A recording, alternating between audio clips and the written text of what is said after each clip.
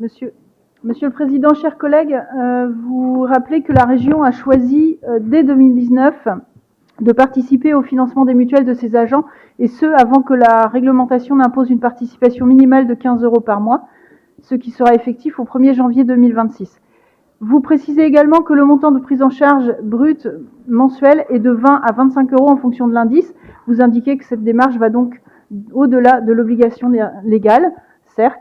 Cependant, depuis sa mise en place, cette participation n'a jamais été revalorisée pour tenir compte de l'augmentation du coût des mutuelles. Cela limite l'efficacité réelle du dispositif pour les agents, et même si cette augmentation dépasse le minimum légal, elle reste modeste au regard des besoins réels, notamment pour les agents les plus exposés aux coûts croissants des complémentaires santé.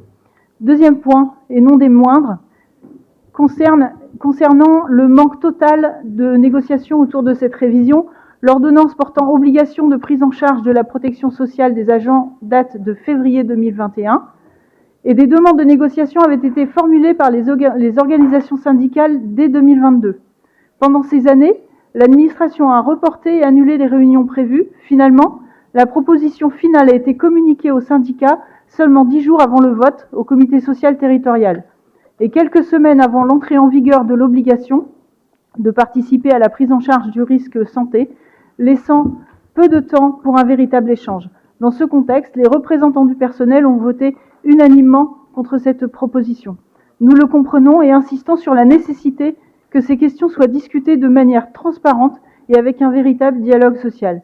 La région doit ouvrir rapidement de réelles négociations pour garantir une politique sociale cohérente, équitable et adaptée aux besoins des agents. Je vous remercie.